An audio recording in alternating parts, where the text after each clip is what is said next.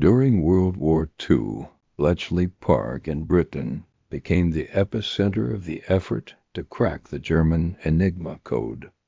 The men and women working there, including Joan Clarke, Mavis Batey, and Betty Webb, played vital roles in the success of the Allies. Yet their contributions were hidden for many years, overshadowed by the male figures who received the recognition. Joan Clarke, one of the few women to work closely with Alan Turing, was a mathematician with a sharp mind. She was recruited to Bletchley Park in 1940, when few women were considered for such roles. Turing, who would become a pivotal figure in the war effort, referred to Joan as the best cryptanalyst on the team. Joan made significant progress in deciphering the Enigma machine, which was crucial in shortening the war. However, for many years her achievements went largely unrecognized, overshadowed by the men around her.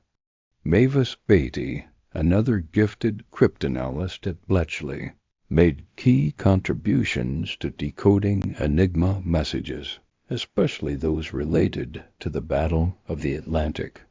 Her work in deciphering German U-boat communications helped the Allies gain an upper hand, saving countless ships and lives. Mavis was part of the team that cracked U-boat traffic in 1941, providing intelligence that changed the course of the war. Yet, like Joan, Mavis received little recognition during her lifetime. It wasn't until decades later that her role in the victory became widely known. Betty Webb, a young recruit at Bletchley, worked with the Luftwaffe team, intercepting and decoding critical German messages. These messages helped the Allies gain vital intelligence on enemy movements. Betty, originally a teacher, proved herself to be an exceptional cryptanalyst, but her contributions were largely ignored for many years. Like Joan and Mavis, she was bound by secrecy agreements, which kept her from sharing her story until much later. The women at Bletchley Park faced numerous challenges. Working in a male-dominated environment and adhering to strict secrecy rules, they contributed enormously to the success of the code-breaking effort.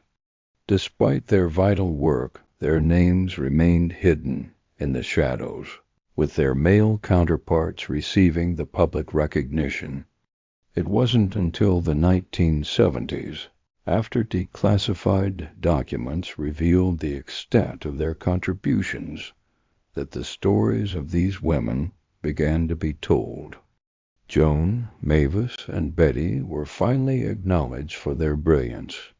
They were no longer seen as mere support staff, but as essential members of a team that helped win the war.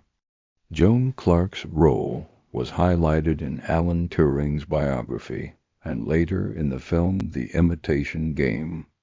Mavis Batey's work in the Battle of the Atlantic was revealed in interviews and writings, while Betty Webb's story was shared by colleagues who remembered her contributions.